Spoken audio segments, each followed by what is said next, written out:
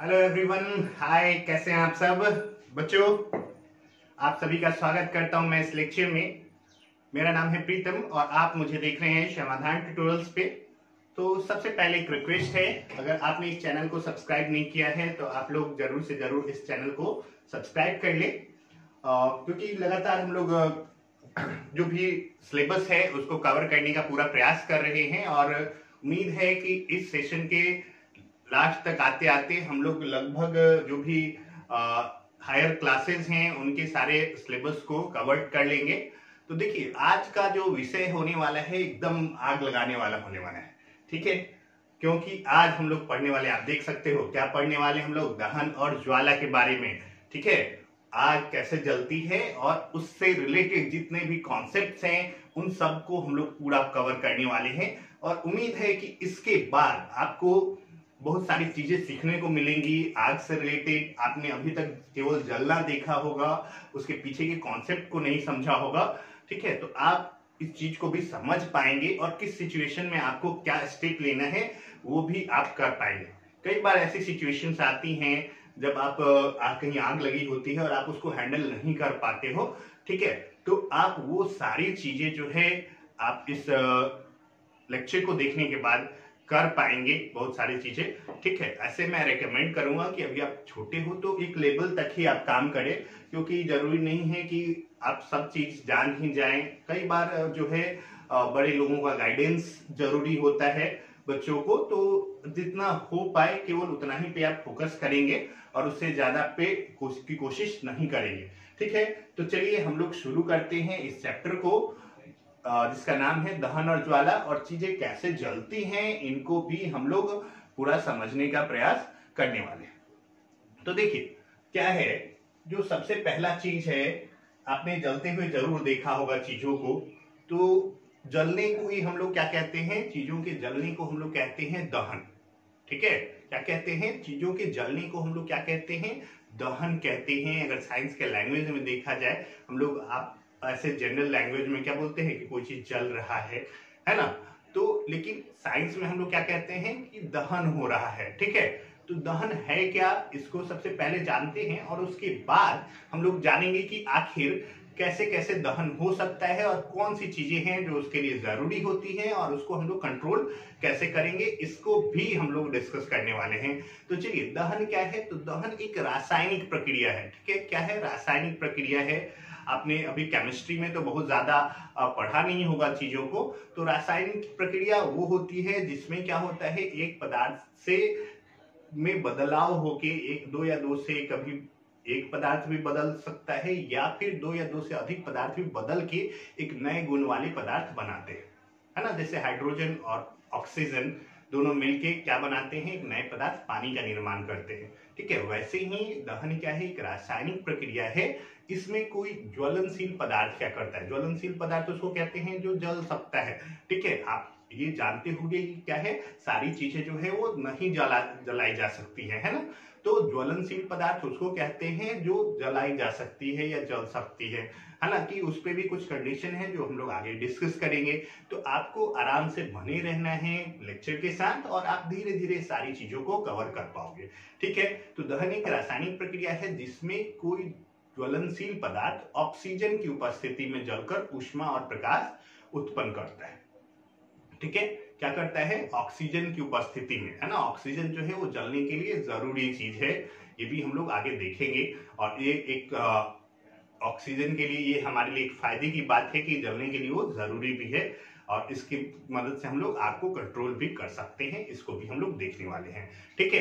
तो क्या होता है, ऑक्सीजन की उपस्थिति में जलकर ऊष्मा और प्रकाश मुक्त करता है ना? लाइट निकलता है उसमें से, साथ ही साथ गर्मी निकलती है। गर्मी को हम लोग ऊष्मा कहते हैं और प्रकाश तो आप जानते होंगे लाइट को, ठीक है? तो ऊष्मा और प्रकाश उत्पन्न करता है और इस प्रक्रिया में क्या होती है, कार्बन डाइऑक्साइड गैस मुक्त होती है, ठीक है? आप अपने आसपास जरूर देखे होंगे, आपकी स्क्रीन पे अभी दिख रहा है कि कितने कैसा कैसा है। जनरली गांव में जो होता है आजकल, अब तो धीरे धीरे सब जगह एलपीजी हो गया है, यूज होने लगा है, फिर भी कई जगह जो है चूल्हे पे खाना बनाया जाता है। तो ये भी क्या है, एक दहन का एक एग्जाम्पल है। यहाँ भी पदार्थ जल रहा है, चाहे आप गैस पे बनाए या फिर थर्मल पावर प्लांट, है ना, जहाँ पे बिजली उत्पन्न की जाती है कोयला जला के, वहां भी दहन होता है ना। आपके जो व्हीकल्स हैं, जितनी भी गाड़ियां रोड पे चल रही है, उसके भीतर भी पेट्रोल और जो डीजल है उसका दहन होता है ना। कोयला भी क्या हो रहा है, जल रहा है। तो बहुत सारी प्रकार के दहन आप देखेंगे अपने आसपास। हो सकता है कुछ और नहीं देखे होंगे, लेकिन ये जो सबसे ज्यादा कॉमन एग्जाम्पल है। ठीक है, तो देखिए एक दो क्वेश्चन आपको यहाँ पे पढ़ने को मिलेगा कि आग गर्म क्यों होती है, और चीजें जो है आप देखे होंगे कि दो प्रकार से जलती है। एक है ज्वाला के साथ और एक है ज्वाला के बिना। ज्वाला मतलब जैसे मोमबत्ती की लौ, ज्वाला मतलब लौ, है ना। मोमबत्ती में आप देखे होंगे, मोमबत्ती जब जलती है तो उसमें से लौ निकलता है। गैस एलपीजी जो आपके घर में खाना बनता है उसमें भी लौ निकलती है ना। लेकिन सारी चीजों में ऐसा नहीं होता है। जैसे कोयला है, कोयला में जलने के समय क्या होता है, लौ नहीं निकलता है ना। तो आखिर क्या कारण है कि कुछ चीजों में लौ निकलता है और कुछ में नहीं निकलता है। ठीक है, तो आप देखिएगा क्या कि वैसी चीजें जो जलने के समय वाष्पित होती हैं, मतलब गर्म होके उसका वाष्प बनता है, और वाष्प बनने के बाद मतलब गैस फॉर्म में बनता है, और जब वो गैस या वाष्प जलेगा तभी उसमें क्या होगा, ज्वाला होगा, है ना, लौ होगी। ठीक है, समझ में आ रहा है। अगर कोई चीज तभी उसमें से लौ निकलेगा जब वो जलते समय क्या हो, गैसियस फॉर्म में बदले, वो वाष्प के रूप में गर्म होके उड़े और वो वाष्प जले, तभी क्या होगा कि वो लौ के रूप में दिखेगा हम लोग को। कोयला के कंडीशन में ऐसा नहीं होता है, वाष्प नहीं बनता है, इसलिए यहाँ पे जो ज्वाला वो हम लोग को नहीं मिलती है। ठीक है, आग गर्म क्यों होती है, ये अब एक क्वेश्चन है ना। कई बार आप देखिएगा स्कूल में कुछ लोग आते हैं बुक बेचने, आपको बताएंगे कि आज इस बुक में ये जान पाएंगे पढ़ने के बाद कि आग गर्म क्यों होती है ना। तो चलिए मैं आपको इसी वीडियो में बता देता हूं, और आप उसके बाद उस जो भी है बुक सेलर है उसका आंसर दे पाएंगे कि ऐसा सिचुएशन होता है। तो सारी चीजें आपके बुक से ही कहीं ना कहीं रहती हैं, उनमें से बस निकाली गई रहती है। ठीक है, तो चलिए आग गर्म क्यों होती है। तो होता ये है कि जब भी कोई चीज को जलाते हैं तो एक रासायनिक बंधन होता है उसमें, है ना। रासायनिक बंधन एक तरह का आकर्षण बल है जो उसके कणों को आपस में बांध के रखता है ना। और वो बंधन जब टूटता है तो उसके कारण क्या होता है कि ऊष्मा मुक्त होती है, और यही कारण है कि क्या होता है कि आग गर्म होती है। ठीक है, जब हम लोग चीजों को जलाते हैं तो क्या होगा, जब चीजों को जलाएंगे तो उसमें रासायनिक बंधन जो है पहले से उस पदार्थ में बने हुए वो टूटेंगे, और उसके टूटने के कारण जो है वो ऊष्मा उत्पन्न होती है। ठीक है, और इस ऊष्मा के कारण आग गर्म होती है। चलिए आगे बढ़ते हैं और देखते हैं कुछ और कॉन्सेप्ट्स को। देखिए, एक है दाह्य पदार्थ। दाह्य में देखिए, दाह्य में क्या क्या लिखा हुआ है, दा, ह और य तीनों मिक्स है ना। आपको क्या करना है, दाह्य पदार्थ जो लिखा हुआ है कैसे लिखा हुआ है, दा, और यहाँ पे हम लोग ह लिखे हैं और इसमें हम लोग य जोड़ दिए है ना, दाह्य पदार्थ। ठीक है, तो दाह्य पदार्थ उसको कहते हैं जो जल सकते हैं, है ना। अब देखोगे कि दुनिया में सारी चीजें नहीं जलाई जा सकती है, केवल कुछ ही चीजें हैं जो जलाई जा सकती हैं। तो वैसे पदार्थ जिनको जलाया जा सकता है उनको कहते हैं हम लोग क्या, दाह्य पदार्थ। जैसे पुआल, है ना, जो धान पीटने के बाद जो अलग किया जाता है उसका, है ना, उसको हम लोग क्या कहते हैं, पुआल। तो उसको जलाया जा सकता है। माचिस की तीली जलाई जा सकती है, मिट्टी, तेल, कागज, कपड़ा, बहुत सारे एग्जाम्पल भरे पड़े हैं, है ना। तो इन सब पदार्थ को क्या कहते हैं, दाह्य पदार्थ कहते हैं। और दाह्य पदार्थ उनको बोलेंगे जो नहीं जलाए जा सकते हैं। जैसे पत्थर में आग नहीं लगाया जा सकता है, मिट्टी में आग लगाई नहीं जा सकती, ईंट, ये सब जो है, लोहा वोहा हो गया, कील हो गया, है ना। यहाँ पे आप एग्जाम्पल देख सकते हो, आपके पास क्या है, यहाँ मिट्टी है, पत्थर है, बालू है ना, कील है। इन सब में आग नहीं लगाई जा सकती है ना। तो ये क्या होते हैं, ये नहीं जलते हैं, तो इनको कहते हैं हम लोग अदाह्य पदार्थ। तो सबसे पहला कंडीशन जो आपको जानना है कि कोई चीज को तभी जलाया जा सकता है जब वो दाह्य पदार्थ हो, है ना। ऐसा नहीं है कि आप अदाह्य पदार्थ पे जाइएगा तो यूज करते रहिए और वो जलता रहे, ऐसा पॉसिबल नहीं। चलिए आगे बढ़ते हैं। आई होप आपने समझ लिया होगा। तो क्वेश्चन ये है कि क्या चीजों को जलाने का कोई और विकल्प हो सकता है क्या। क्या हम लोग जैसे जलाते हैं, आप लोग जरूर जलाए होंगे क्योंकि आप इतनी बड़ी क्लास में आ चुके होंगे, तो आप नहीं जलाए होंगे ऐसी कोई संभावना नहीं है। तो ऑप्शन ये है कि क्या चीजों को हम लोग किसी और तरीके से जला सकते हैं क्या? तो चलिए इस पे हम लोग विचार करते हैं। तो देखिए, आप देखिएगा, क्या ऐसे तो जनरली हम लोग जलाते हैं, है ना, माचिस की तीली लेते हैं और जो भी ज्वलनशील पदार्थ है उसमें लगा देते हैं तो वो जल जाता है। कुछ कंडीशन है इसमें जिसके बारे में हम लोग अभी बात करेंगे, लेकिन क्या माचिस के अलावा और तरीके से भी जला सकते हैं क्या? तो अगर आपने सुना होगा कि पहले के जमाने में जब आदि मानव थे, है ना, तो वो लोग क्या करते थे, पत्थर की मदद से आग लगाते थे, है कि नहीं? और क्या माचिस से ही केवल जलाया जा सकता है या ऐसा? तो देखिए, हम लोग इसके लिए एक एक्सपेरिमेंट करेंगे। आपको क्या करना है, अभी गर्मी का दिन भी है और आप आराम से क्या कर सकते हो, एक कागज लीजिए और एक आपको लेंस लेना है, ठीक है, इस टाइप से। यहाँ पे फिगर आप देख सकते हो, सनलाइट यहाँ पे पड़ना चाहिए। आपको क्या करना होता है कि इस लेंस को यहाँ पे कागज नीचे रखिए, है ना, और इस चीज पे रखिएगा कि एकदम मिट्टी पे लिटा के रखिएगा कागज को, तो वो फिर जलने में बहुत मुश्किल हो जाएगा, है ना। तो आपको क्या करना होगा कि थोड़ा खरा टाइप का हाथ से चाहो तो पकड़ के रख सकते हो और इसके सामने लेंस लाना है और लेंस के कारण इस पे एक लाइट का एक धब्बा बनेगा, उसको लेंस को इधर उधर करके एकदम छोटा करना है ना। जब सबसे छोटा धब्बा बनेगा तो उसी स्थिति में आप कुछ मिनट तक रखेंगे तो आप देखेंगे कि कागज में आग पकड़ लिया है ना। तो इसका मतलब है केवल माचिस से ही आग नहीं लगाई जा सकती है, दूसरे तरीके से भी आग लगाई जा सकती है। लेकिन यहाँ पे एक और चीज हम लोग को नोटिस करने को मिल रहा है कि आखिर ये कर क्या रहा है। तो यहाँ पे केवल वो टेम्परेचर बढ़ाया जा रहा है ना। लेंस क्या कर रहा है, सूरज की किरणों को एक जगह पे ला के और टेम्परेचर जो है उसको क्या कर रहा है, तापमान को लगातार बढ़ा रहा है और तापमान बढ़ने के कारण यहाँ पे आग लग रही है। तो इससे आपने ये सीखा कि क्या चाहिए, आग लगने के लिए तापमान बढ़ना जरूरी है, ना कि माचिस जलना जरूरी नहीं है।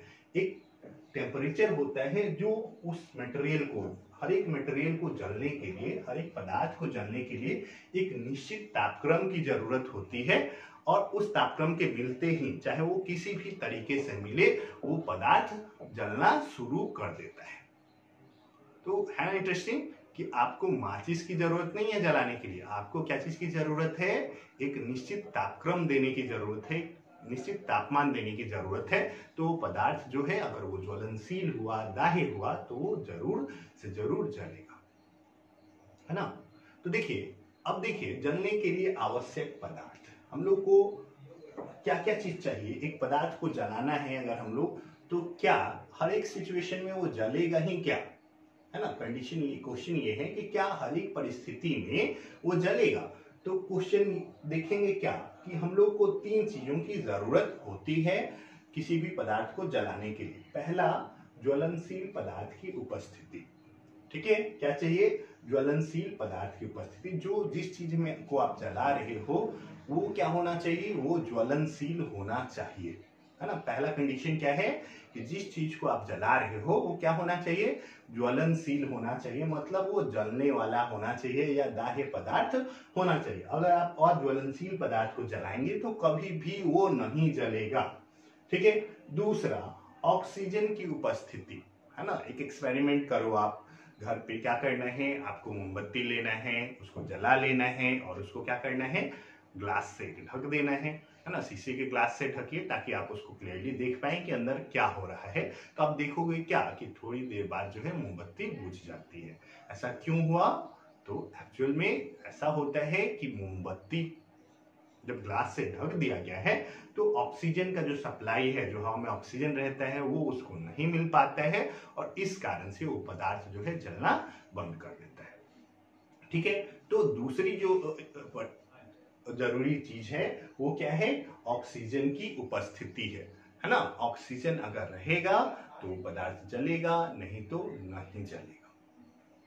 हालांकि कुछ ऐसी परिस्थितियां होती हैं जहां पे ऑक्सीजन के बिना दहन जैसी स्थिति उत्पन्न होती है, लेकिन हम लोग को अभी उस लेवल पे बात नहीं करनी है, ठीक है। तीसरा जो है चीज जो हम लोग को चाहिए वो है ज्वलन ताप की प्राप्ति। ज्वलन ताप क्या होता है, हर एक चीज को जलने के लिए एक निश्चित तापक्रम की जरूरत होती है। उतना तापक्रम अगर आप दीजिएगा, उतना टेम्परेचर जब उसको मिलेगा तभी वो जलेगा, है ना। उस टेम्परेचर पे वो पहुंचने के बाद ही जलेगा। आप देखेंगे कि माचिस से आप क्या कर सकते हो, कागज के को जला सकते हो, है ना। एक पतले लकड़ी को आप जला सकते हो, लेकिन एक मोटे से लकड़ी के डंडे को नहीं जला सकते हो, क्योंकि दोनों एक ही है, लकड़ी दोनों एक ही, एक पतला सा है तीली जैसा है और एक मोटा सा डंडा जैसा है, दोनों एक ही पेड़ का है। लेकिन फिर भी आप देखेंगे कि आप तीली से क्या कर पा रहे हो, माचिस की तीली से पतले वाले में आग लगा पा रहे हो और जो मोटा डंडा है उसमें नहीं लगा पा रहे हो, क्योंकि तीली से जितनी ऊष्मा मिल रही है, जितनी ऊर्जा मिल रही है ना, ऊष्मा ऊर्जा, वो उस मोटे डंडे को का जो तापमान है वो ज्वलन ताप के बराबर नहीं कर पा रही है, और यही कारण है कि उसमें आग नहीं लगेगा, है ना। तो 3 चीजें चाहिए हम लोग को जलने के लिए, ज्वलनशील पदार्थ होना चाहिए, ऑक्सीजन होना चाहिए, और तीसरा वो पदार्थ उसको क्या होना चाहिए, ज्वलन ताप मिलना चाहिए। ठीक है, तो अब देखिए कि ज्वलन ताप है क्या, तो वह न्यूनतम ताप है ना, वो मिनिमम टेम्परेचर जिस पे कोई पदार्थ क्या होता है, जलना शुरू करता है, उसको हम उस पदार्थ का क्या कहेंगे, ज्वलन ताप कहते हैं, है ना। वह न्यूनतम तापमान जिस पे कोई पदार्थ जलना शुरू करता है उसको हम लोग कहते हैं क्या, ज्वलन ताप, है ना। अब देखेंगे कि एक निश्चित तापमान चाहिए ही चाहिए किसी भी चीज को जलने के लिए, और एक ही पदार्थ में अगर उसका साइज शेप अलग होगा तो उसका ज्वलन ताप भी अलग हो जाएगा। अलग अलग पदार्थ है तो उसका ज्वलन ताप अलग अलग होगा ही, है ना। आप देखोगे कि केरोसिन, पेट्रोल, ये सब क्या होता है, तुरंत, या गैस जो है तुरंत आग पकड़ लेता है, लेकिन लकड़ी, कागज, कपड़ा, ये सब है उसके तुलना में जो है थोड़ा देर से आग पकड़ता है कि नहीं। तो पेट्रोल जो है उसका ज्वलन ताप क्या है, काफी कम है। डीजल उससे थोड़ा ज्यादा होगा, केरोसिन उससे थोड़ा सा ज्यादा होगा, कागज, कपड़ा, ये सब का और थोड़ा थोड़ा ज्यादा होगा, लकड़ी का और ज्यादा होगा। तो अलग अलग पदार्थों का ज्वलन ताप क्या होता है, अलग अलग होता है ना। और वो उसका ज्वलन ताप कितना होगा वो उसके रासायनिक प्रकृति पे निर्भर करता है। किस पे निर्भर करता है, रासायनिक प्रकृति पे, है ना। और उसका रासायनिक रूप से उसका संगठन कैसा है, उसकी बनावट क्या है रासायनिक दृष्टिकोण से, उस पे निर्भर करता है ना। तो किसी भी पदार्थ का ज्वलन ताप उसकी रासायनिक प्रकृति पे निर्भर करता है, साथ ही साथ उसके आकार, आकृति, ये सब पे भी निर्भर करता है। जैसा कि हमने अभी बात की कि क्या होना चाहिए, लकड़ी का जो पतला तीली होता है उसके कंपैरिजन में जो एक मोटा डंडा होता है उसका ज्वलन ताप अलग होता है ना।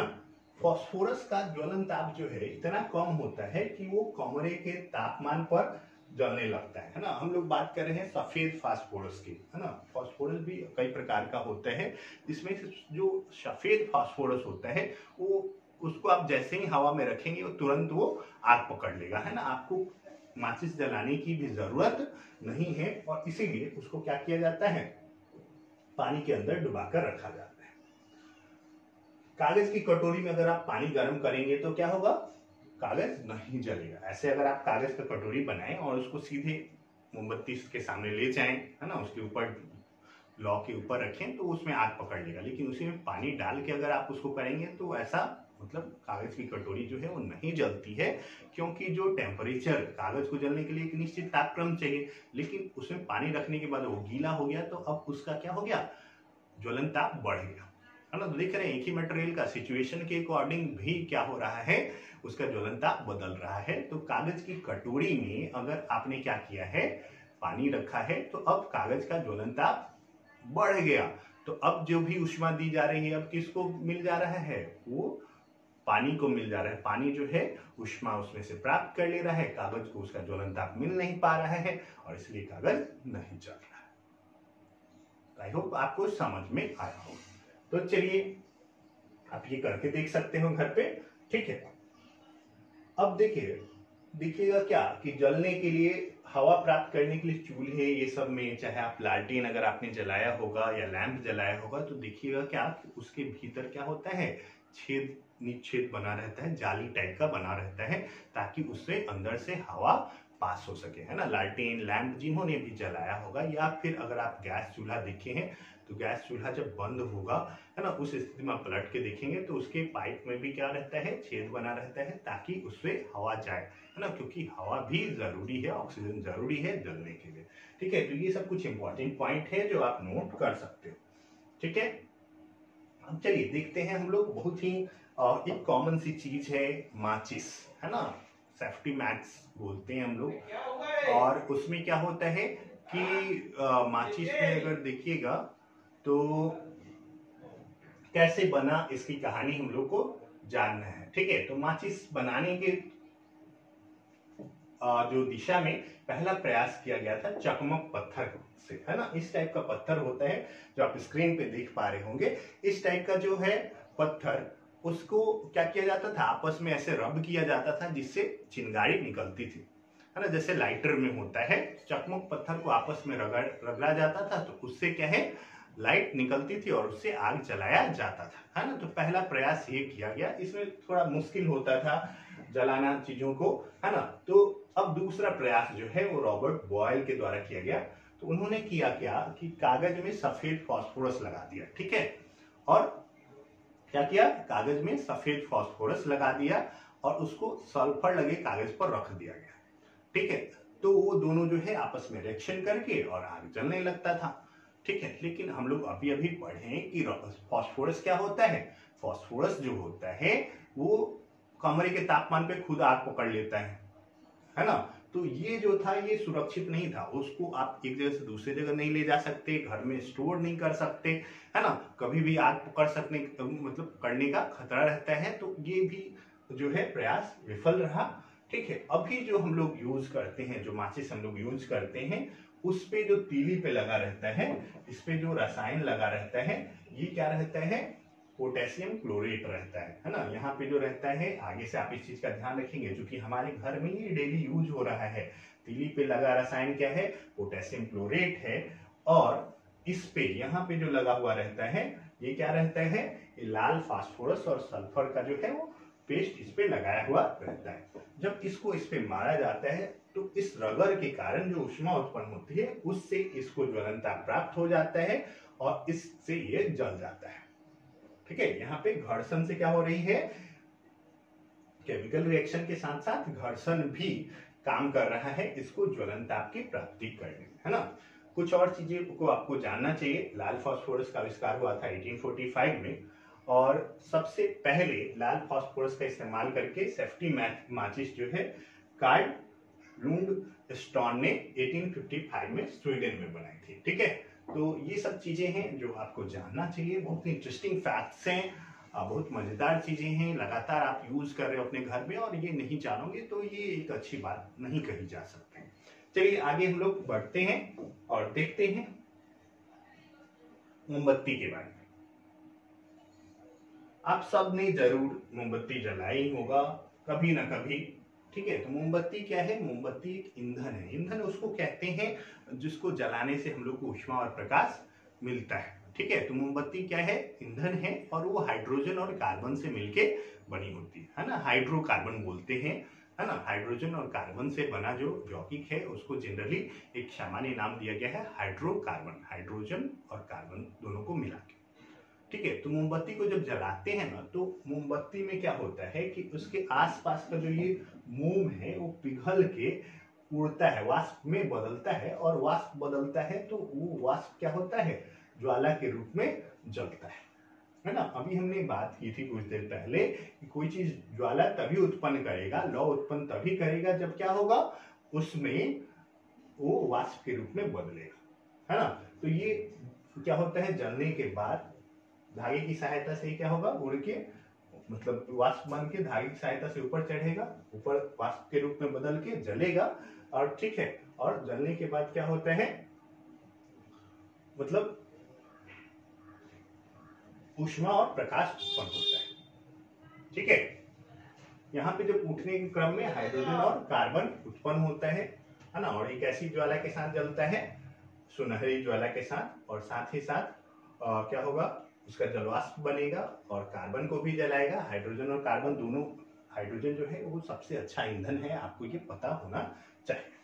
ठीक है, तो इसमें क्या होती है, काफी मात्रा में ऊष्मा और प्रकाश उत्पन्न होता है। इसके बारे में और भी चीजें हम लोग को इंटरेस्टिंग चीजें पढ़नी है।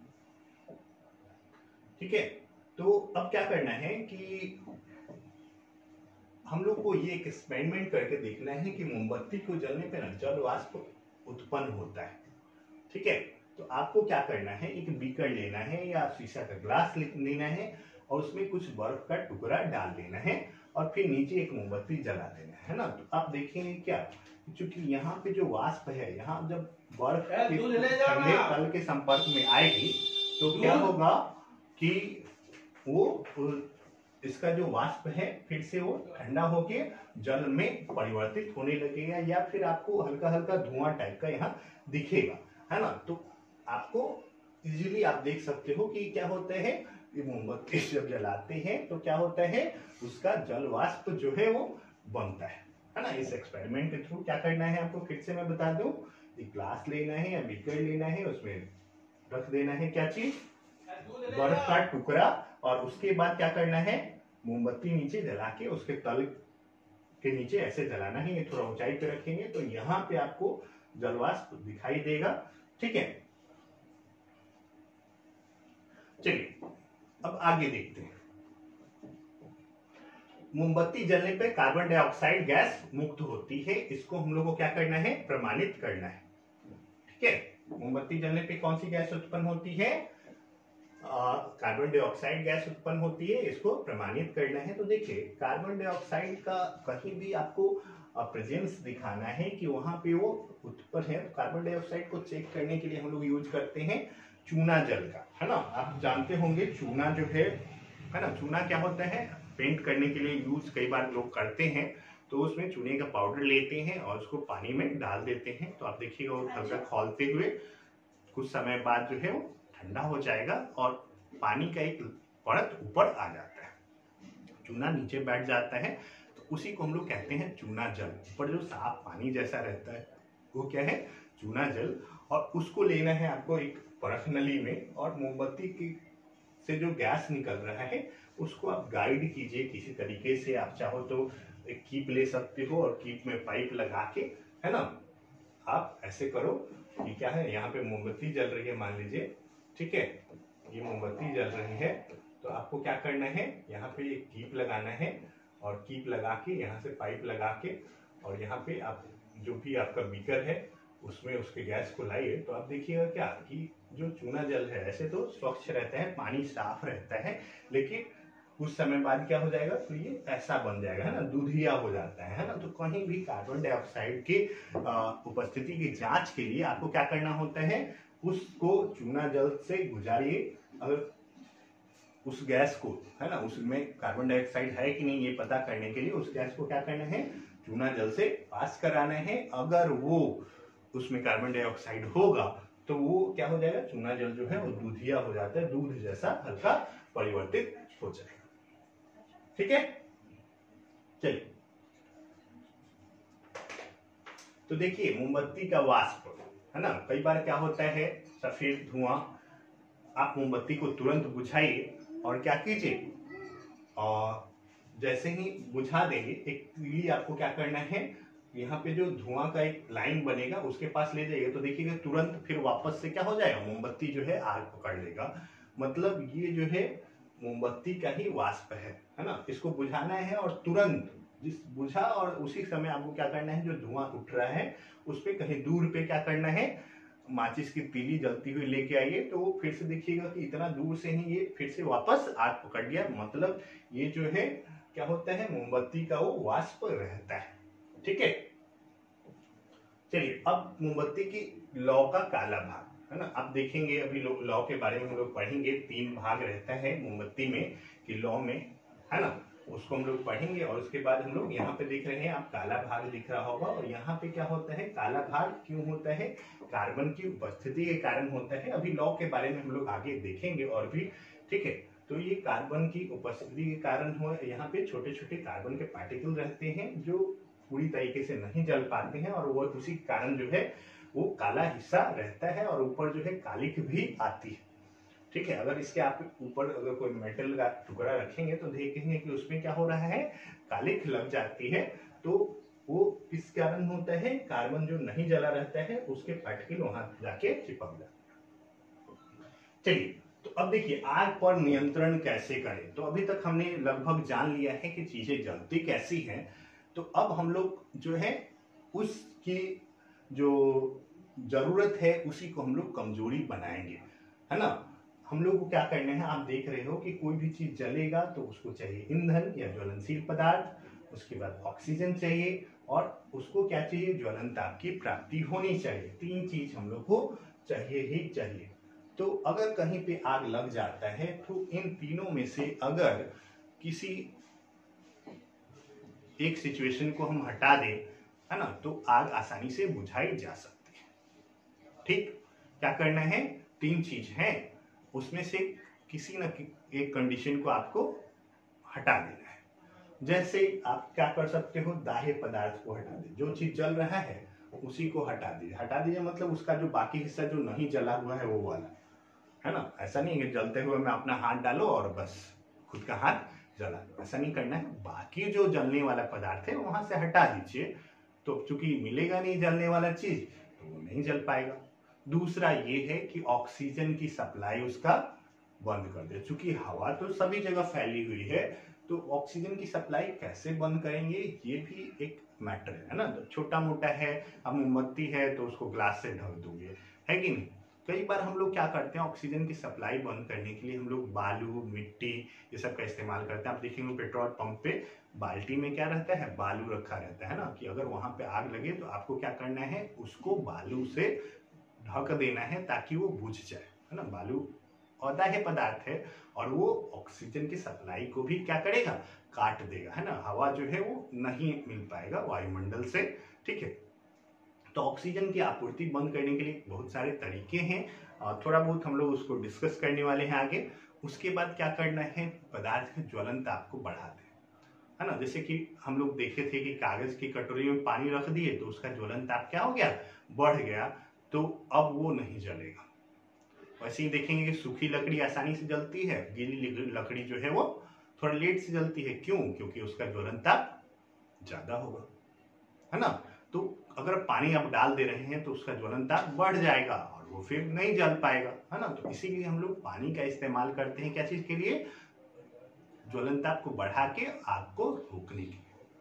हालांकि सभी जगह हम लोग पानी का इस्तेमाल नहीं कर सकते हैं, तो किन किन जगहों पे हम लोग पानी का इस्तेमाल नहीं कर सकते हैं आग को बुझाने के लिए, उसके बारे में भी हम लोग आगे डिस्कस करेंगे।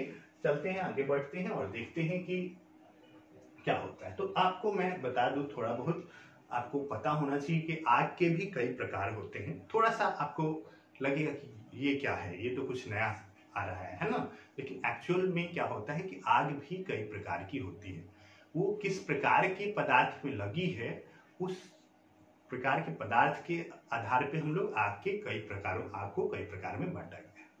आप देखेंगे एक जो है कागज, कपड़ा, ये सब में जो आग लगा है, लकड़ी लगा है, तो वो एक अलग प्रकार का है। बिजली से लगने वाला आग अलग प्रकार का होता है, किसी गैस से लगने वाला आग अलग प्रकार का है, और तेल वाला जो सामान है उससे, है ना, केरोसिन, पेट्रोल, ये सब से आग लगने वाला जो पदार्थ है, सब आग है वो अलग अलग प्रकार का है ना। सबको बुझाने के लिए अलग अलग तरीका का इस्तेमाल किया जाता है।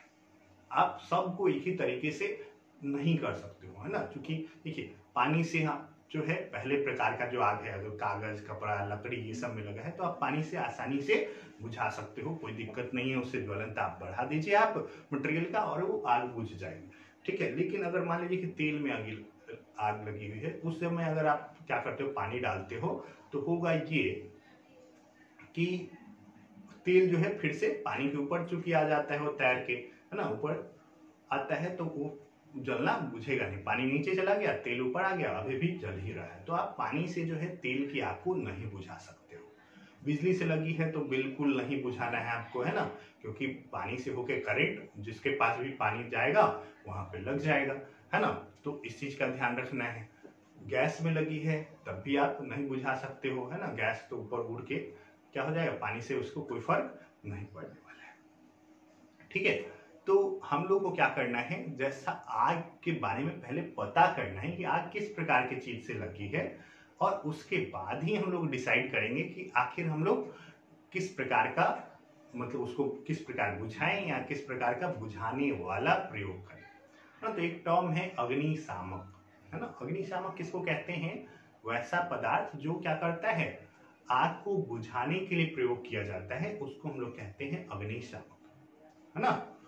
कुछ एक उपकरण होता है, आग बुझाने वाले यंत्र को क्या कहते हैं? अग्निशामक कहा जाता है। आप देखेंगे कि ऐसा उपकरण आपने जरूर देखा होगा, बहुत सारे चीजों में, मॉल में लगा रहता है। आजकल जो बसेज आती हैं उन सब में भी रहता है, गाड़ी उड़ी में भी आजकल दिया जाता है ना। या कोई लोग चाहें तो घर पे भी इस्तेमाल कर सकते हैं। तो इस प्रकार का रहता है, इसको आपको प्रेस करना होता है और इधर से जो है आग बुझाने वाला अलग अलग चीज जो है वो निकलता है। एक सामान्य जो अग्निशामक होता है, कुछ ऐसा स्ट्रक्चर रहता है उसमें, यहाँ पे जो रहता है, यहाँ पे जनरली अम्ल भरा रहता है, और वो भी सल्फ्यूरिक अम्ल।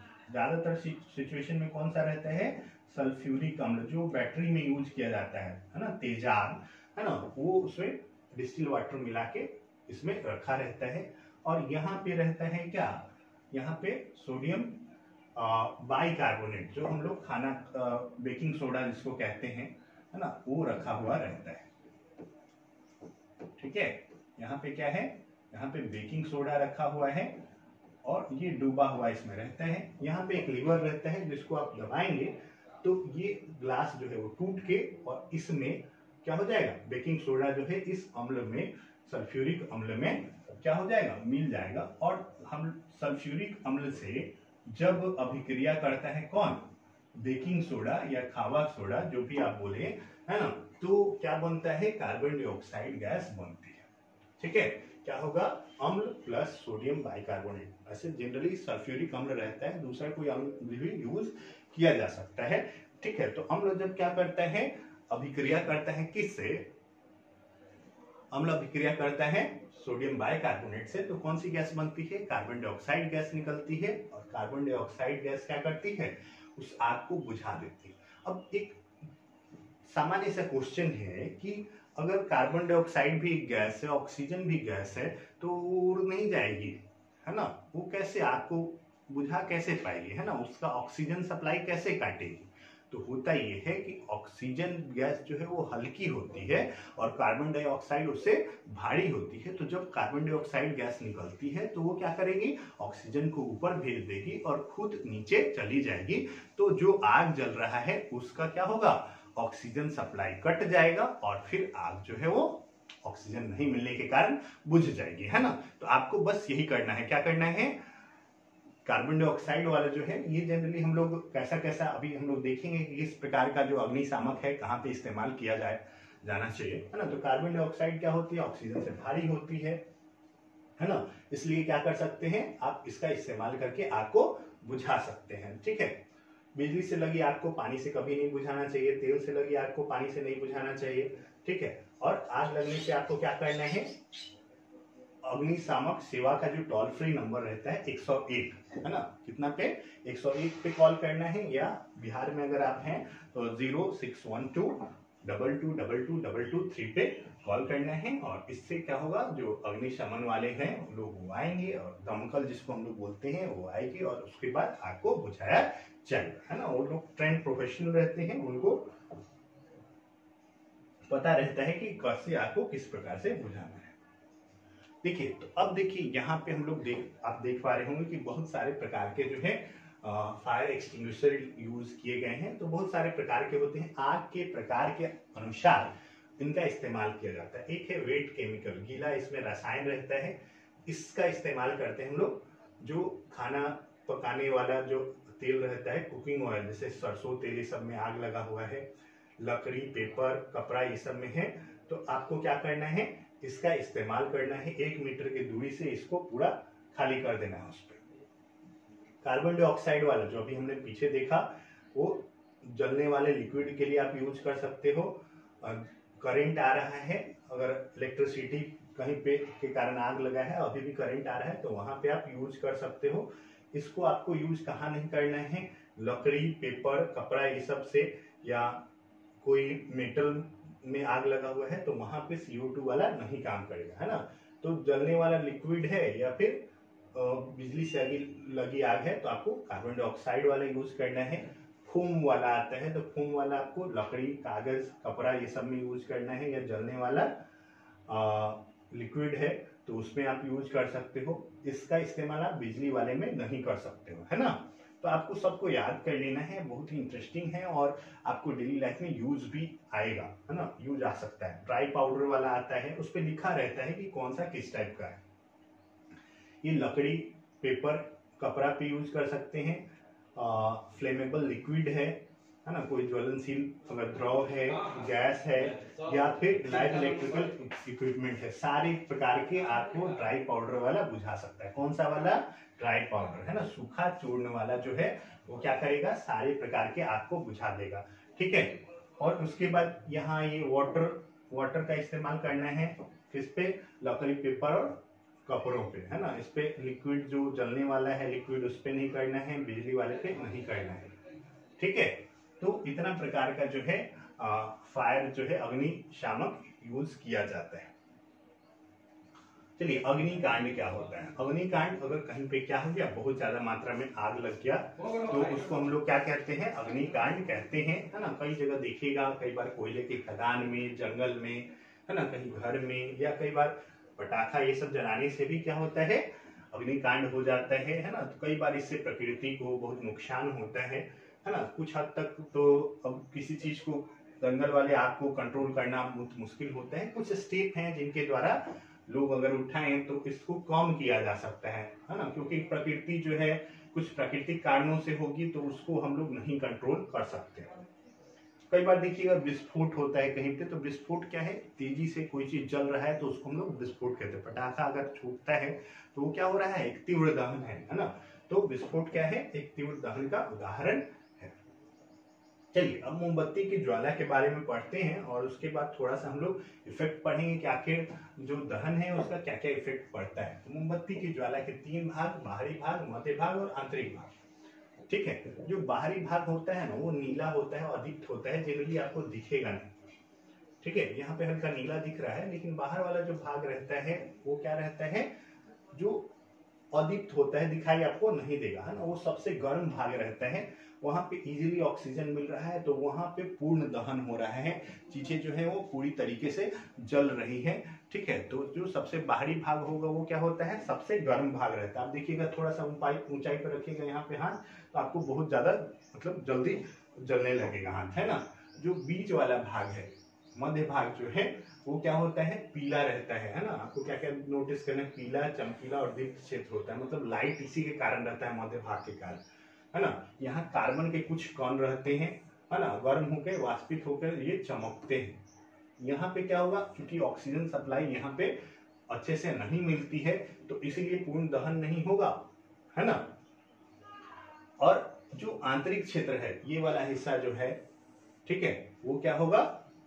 एकदम ज्वाला के नजदीक है और ये काला होता है ना। और यहाँ पे क्या होता है? ये सबसे कम गर्म क्षेत्र होता है। यहाँ पे उंगली रखिएगा तो तुरंत आपका उंगली नहीं जलेगा, है कि नहीं? ठीक है। तो मोमबत्ती के ज्वाला के 3 क्षेत्र, बाहरी भाग, मध्य भाग और आंतरिक भाग, इससे रिलेटेड जो कॉन्सेप्ट है आप जरूर से जरूर देख लेंगे, एक बार समझ लेंगे, ठीक है। चलिए आगे बढ़ते हैं और देखते हैं कि आखिर दहन से क्या क्या होता है। तो देखिए, कई बार क्या होता है कि दहन से, ऐसे तो हमको पता है कि कार्बन डाइऑक्साइड गैस मुक्त होती है। कई बार क्या होता है, कार्बन के साथ अगर उसमें और भी मटेरियल मिक्स है तो बहुत सारे और भी गैसें निकल जाती हैं, है ना। जैसे सल्फर, कोयला, ये सब में जनरली सल्फर पाया जाता है, नाइट्रोजन यहाँ होता है, या जो व्हीकल चल रहा है, जो गाड़ियाँ रोड पे चल रही हैं तो उसमें भी सल्फर और नाइट्रोजन के कुछ पार्ट्स रहते हैं जिनके जलने से सल्फर डाइऑक्साइड और नाइट्रस ऑक्साइड गैस, ये सब नाइट्रोजन के ऑक्साइड बनते हैं और वो ऊपर जाके पानी से, जो जल वाष्प है, उससे अभिक्रिया करके क्या करता है? वो सल्फ्यूरिक अम्ल और नाइट्रिक अम्ल बनाता है और वो फिर बारिश के साथ नीचे गिरता है, तो उसको हम लोग कहते हैं अम्ल वर्षा। क्योंकि उस बारिश में क्या है? अम्ल मिला हुआ है, तो इसको कहेंगे हम लोग अम्ल वर्षा। और अम्ल वर्षा जब होगी तो उससे क्या होता है, प्लांट्स या जो भी लिविंग स्पेसीज है उनको बहुत नुकसान पहुंचता है ना। देखिए प्लांट्स क्या लिखा हुआ है, सॉइल के हेल्थ को नुकसान पहुंचता है, प्लांट्स मर जाते हैं, है ना। और अगर वो पानी में गया तो वो एक्वेटिक लाइफ को भी, जो जलीय जीवन है उसको भी नुकसान पहुंचाता है। ठीक है, तो अभी तक हमने ये सारी चीजें जो है देख ली हैं, तो इसके साथ ही ये चैप्टर कंप्लीट हो चुका है। तो अब चलिए हम लोग इससे जो जुड़े एक्सरसाइज हैं उनको हम लोग देख लेते हैं, और कैसे सॉल्व करना है उसको भी मैं बता देता हूं ताकि आप लोग अच्छे से प्रैक्टिस कर पाए। तो पहला क्वेश्चन है, आग लगने पर उसे कई बार पानी डालकर बुझाते हैं, पानी डालने से आग कैसे बुझ जाती है? तो अब आप बता सकते हो क्या है, आपको लिखना क्या है कि जब किसी पदार्थ पे पानी डाला जाता है तो वो उस पदार्थ के ज्वलन ताप को बढ़ा देता है, और इस कारण से क्या होता है, वो पदार्थ अब आगे से जल नहीं पाता और आग बुझ जाती है। ठीक है, समझ में आ गया? तो आप लोग इसको इतना लिख लेना है खुद से। मोमबत्ती की ज्वाला जब स्थिर हो तो कांच को प्लेट ले जाने पर काला वलय क्यों बनता है? तो काला इसलिए बनता है क्योंकि, लिखेंगे क्या, आंसर क्या होगा, मोमबत्ती की ज्वाला जब स्थिर होती है तो कांच के प्लेट ले जाने से उस पे जो कार्बन के कण, बिना जले हुए वाले जो कण होते हैं वो जाके उस पे चिपक जाते हैं और वलय का निर्माण करते हैं, तो वो कार्बन के कणों के द्वारा होता है। अगर किसी दुर्घटना में कोई व्यक्ति आग की चपेट में आ जाए तो उसे बचाने के लिए कंबल में लपेट दिया जाता है, ऐसा क्यों? तो देखिए क्या होता है कि आपने जरूर ये सुना होगा या देखा भी होगा, हो सकता है, ठीक है। तो क्या होता है, जब आग लगता है किसी व्यक्ति के शरीर में तो उसको क्या किया जाता है, गीले कंबल से लपेट दिया जाता है ना। तो क्या होगा कि जब कंबल जो है, आप देखेंगे सर्दी के दिन में हम लोग कंबल का इस्तेमाल करते हैं या स्वेटर पहनते हैं, तो वो करता ये है कि बाहर से जो हवा है उसको अंदर नहीं आने देता, तो भीतर जो हवा है हमारे कपड़ों के भीतर, वो क्या होता है, वो अब ठंडी नहीं हो पाती है ना। तो मतलब एक तरह से कंबल जो है वो हवा के प्रवाह को रोक देता है। ठीक है, तो आपको क्या लिखना है कि जब किसी दुर्घटना में कोई व्यक्ति क्या है, आग की चपेट में आ जाए तो उसे कंबल भी, लिखेंगे क्या कि जब दुर्घटना में आग की चपेट में आए व्यक्ति को कंबल में इसलिए लपेट दिया जाता है क्योंकि कंबल क्या करता है, हवा के प्रवाह को रोक देता है ना। शरीर से और बाहरी वातावरण में हवा का प्रवाह कंबल लपेटने से नहीं हो पाता है, और इस कारण से जो है व्यक्ति को लपेट दिया जाता है और उसकी आग बुझ जाती है और आदमी जो है वो बच जाता है। ठीक है, कभी कभी जंगलों में अपने आप आग लग जाती है, ऐसा क्यों होता होगा? तो जंगल में क्या होता है कि कई बार जंगल में पेड़ की टहनियां जो हैं कई जगह पे आपस में रगड़ती हैं और उस घर्षण के कारण इतनी ऊष्मा मुक्त होती है जिसके कारण उसकी टहनी जो है आग पकड़ लेती है और वो धीरे धीरे सभी जगह फैल जाती है ना। तो क्यों होता है, तो ये घर्षण के कारण होता है, पेड़ों के टहनियों के आपस में घर्षण के कारण होता है। या फिर ऐसा भी होता है कि कई बार लोग वहां पे पिकनिक पे गए और वहां पे क्या करते हैं, वो जलती हुई चीजों को छोड़ के आ जाते हैं, सिगरेट या जो भी वहां पे आग जला के आ जाते हैं, जिससे आग जो है लगने का खतरा रहता है या कई बार लग जाता है। गोलू ने आधा पेट्रोल और आधा पानी लेकर एक मिश्रण बनाया, उसने एक कपड़े को इस मिश्रण में भिगो दिया, उसके बाद एक माचिस की तीली से इसे जलाया, आग लगी पर कपड़ा नहीं जला, ऐसा कैसे हुआ? ठीक है, आधा पानी है आधा पेट्रोल है, पेट्रोल तो इजीली जल जाएगा और पेट्रोल कहाँ पे रहेगा, अगर पानी में मिलाएंगे तो ऊपरी सतह पे रहेगा, है ना। तो क्या होता है, जब लिखेंगे क्या कि जब पानी में पेट्रोल को मिलाया जाता है तो पेट्रोल पानी की सतह के ऊपर आ जाता है, और जब उसमें कपड़ा भिगोया जाता है तो कपड़े में केवल क्या रहता है, पानी भीगा रहता है और पेट्रोल केवल ऊपर वाले पानी के ऊपर सतह पे रहेगा। आग लगाएंगे तो पेट्रोल में आग लग जाएगी और वो जल जाएगा। चूंकि कपड़े का पानी के कारण, पानी से भीगे होने के कारण ज्वलन ताप बढ़ चुका होता है, इसलिए कपड़े में आग नहीं लगती है। ठीक है, समझ में आ गया? अब देखिए, माचिस को जलाने के लिए उसे माचिस की डिब्बी पर रगड़ा जाता है, ऐसा क्यों? तो माचिस की डिब्बी से रगड़ने से क्या होगा, घर्षण के कारण क्या होगा, थोड़ा सा जो है ऊष्मा मिलेगा और उसके कारण उसको ज्वलन ताप मिल जाएगा और इसलिए वो जल जाएगा, है ना। तो माचिस को जलाने के लिए उसको माचिस की डिब्बी पे रगड़ने से क्या होता है, कुछ ऊष्मा उत्पन्न होती है जो तीली को ज्वलन ताप की प्राप्ति करा देती है और इसके कारण माचिस जलने लगता है। इसीलिए हम लोग माचिस को क्या करते हैं, जलाने के लिए उसको उसकी तीली को डिब्बी पे रगड़ते हैं। देखिए ज्वाला के तीनों क्षेत्र को दिखाइए, आप बना के दिखा सकते हैं। घर में आग से होने वाली असावधानियों से बचने के लिए आप क्या क्या करते हैं, इसकी चर्चा अपने दोस्तों से कीजिए, है ना। तो आग से असावधानी नहीं हो तो इसके लिए हम लोग जैसे घर में गैस यूज कर रहे हैं तो इस्तेमाल करने के बाद उसका जो रेगुलेटर है वो बंद कर देते हैं, है ना। दिया या मोमबत्ती ये सब जलाते हैं तो उसे पर्दों से दूर रखते हैं, है ना। या जहाँ पे कोई चीज जल रहा है वहां से दाह्य पदार्थ को हम लोग हटा देते हैं जनरली, है ना। बाकी दाह्य पदार्थ को हटा देते हैं, है ना। तो ये सब आप खुद से कुछ सोच सकते हैं, ये आपके ऊपर मैं छोड़ देता हूँ कि कुछ चीजें आप खुद से भी लिखें, ठीक है। चलिए अगले क्वेश्चन को देखते हैं। रिक्त स्थानों की पूर्ति कीजिए। वह न्यूनतम तापमान जिस पर कोई पदार्थ जलना प्रारंभ करता है उस पदार्थ का क्या कहलाता है, तो ज्वलन ताप कहलाता है, ठीक है। गैस कमरे के ताप पर आग पकड़ लेता है, तो हमने देखा है सफेद फास्फोरस जो है वो कमरे के तापमान पे आग पकड़ लेता है।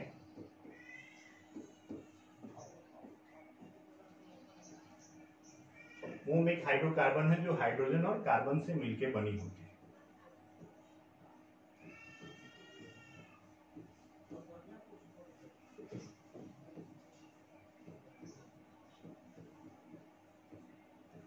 ठीक है।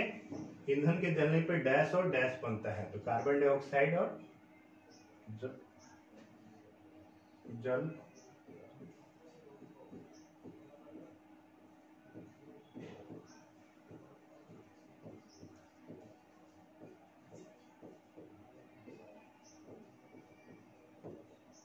वाष्प।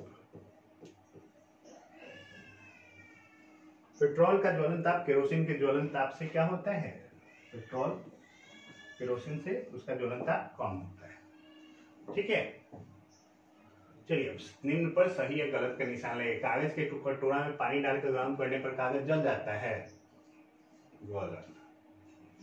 दहन के लिए वायु का होना आवश्यक है, सही। लाल फास्फोरस कमरे के तापमान पर आग पकड़ लेता है, गलत। सफेद फास्फोरस पकड़ता है। चूने के पानी में कार्बन डाइऑक्साइड गैस प्रवाहित करने पर चूने का पानी दूधिया हो जाता है, सही, है ना। अम्ल और सोडियम बाइकार्बोनेट प्रतिक्रिया कर कार्बन डाइऑक्साइड गैस बनाता है, ये भी सही है, हमने ये भी देखा है। तेल द्वारा उत्पन्न आग को जल द्वारा नियंत्रित किया जा सकता है, नहीं किया जा सकता है, ठीक है। तो लगभग क्वेश्चन हमने देख लिया है। तो चलिए देखते हैं अगला जो हम लोग तुरंत ही आपको इस बुक का अगला जो चैप्टर है वो उपलब्ध करा दिया जाएगा। तो आपको करना ये है, बस चैनल को सब्सक्राइब कर लेना है और दोस्तों को भी बताना है कि इस चैनल पे आप जाके पूरे अच्छे से कॉन्सेप्ट को समझ सकते हो और इससे रिलेटेड जो क्वेश्चन आंसर है वो भी कर सकते हो। तो आप सभी ने इस वीडियो को देखा अभी तक, इस सब के लिए आपके बहुत बहुत धन्यवाद। जल्दी मिलेंगे आपसे अगले वीडियो में। आप चैनल को सब्सक्राइब करें, शेयर करें दोस्तों के और लाइक भी कर दें ताकि हमें बेहतर काम करने के लिए जो है प्रोत्साहन मिलता रहे। तो मिलते हैं अपने अगले वीडियो में।